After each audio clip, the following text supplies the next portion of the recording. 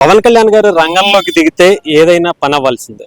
ముఖ్యంగా మనందరూ తెలుసుగా, ఆయన ఒక దాని మీద దృష్టి పెట్టారు అంటే గతంలో అంటే దీనికి సంబంధం లేని ఇష్యూ. కానీ పవన్ కళ్యాణ్ గారు 2014లో కాంగ్రెస్ హటావని చెప్పిన, 2014లో టీడీపీ నుంచి విముక్తి కావాలని చెప్పిన, లేదా 2024లో వైసీపీని పంపించడానికి సిద్ధమైనా కూడా పవన్ కళ్యాణ్ గారు ఏది చేసినా కూడా త్రికర్ణ శుద్ధితో చేయటం అనేది ఆయనకి బాగా అలవాటు. ముఖ్యంగా ఆయన గెలిచిన తర్వాత పిఠాపురం ఎమ్మెల్యేగా డిప్యూటీ సీఎంగా ఆయన బాధ్యతలు స్వీకరించిన తర్వాత కూడా పవన్ కళ్యాణ్ గారు వెంటనే ఎక్కడైతే సెక్రటేరియట్లో డిప్యూటీ సీఎంగా ఆయన బాధ్యతలు స్వీకరించిన తర్వాత వెంటనే ఆయన పార్టీ ఆఫీసులో దగ్గరలో తీసుకుంటున్నటువంటి జనవాణి కార్యక్రమానికి సంబంధించి అనేక మంది వినతులు అయితే ఇవ్వడం జరుగుతుంది. అనేక సమస్యలు ఆయన దృష్టికి తీసుకురావడం, పార్టీ కార్యాలయం దృష్టికి తీసుకురావడం కూడా జరిగింది.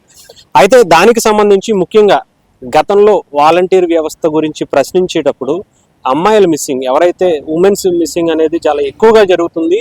దానిలో ఆంధ్రప్రదేశ్ ముఖ్యంగా ఎక్కువ స్థానం, ముఖ్యంగా 30,000కు పైగా లేడీస్ అందరూ కూడా అదృశ్యం అవుతున్నారు అని చెప్పి దీనికి సంబంధించి ముఖ్యంగా ఒక ఆవిడ భీమవరం చెందడానికి ఒక ఆవిడ అయితే పవన్ కళ్యాణ్ గారి దృష్టికి తీసుకొచ్చింది. రామవరపాడుకు చెందినటువంటి ఒక అబ్బాయితో ఆమె వెళ్ళిపోయినట్టుగా తెలిసింది. అసలు ఆ అబ్బాయి ఎవరు ఏంటి అని తెలుసుకునే లోపు అక్కడ కంప్లైంట్ కూడా ఇచ్చాము. ఆ కంప్లైంట్ కూడా వాళ్ళు సరిగ్గా రిసీవ్ చేసుకోలేదు. మాకు తగిన న్యాయం చేయండి, మా అమ్మాయి ఎక్కడ ఉందో తెలియచేయండి అని చెప్పి పవన్ కళ్యాణ్ గారి దృష్టికి తీసుకొచ్చారు. వెంటనే పవన్ కళ్యాణ్ గారు తగిన ఎస్ఐకి ఫోన్ చేసి ఆయనే స్వయాన మాట్లాడి వెంటనే నాకు ఈ అమ్మాయి డీటెయిల్స్ కావాలి, ఈ అమ్మాయి ఎక్కడుందో నాకు తెలియాలి అని చెప్పి అక్కడ ఎస్ఐకి చెప్పడం జరిగింది. అంతేకాకుండా 10 రోజుల్లో రిజల్ట్ కూడా వచ్చేసిందని అనుకోవాలి. దానికి తగ్గట్టుగానే యంత్రాంగం అంతటా కూడా ఒక స్పెషల్ టీంని ఏర్పాటు చేసుకుని వాళ్ళు ఆ అమ్మాయి కోసం వెతకడం మొదలుపెట్టారు. ఆ అమ్మాయి ప్రస్తుతానికి శ్రీనగర్లో ఉన్నట్టుగా తెలుస్తుంది ఆ అబ్బాయితోని.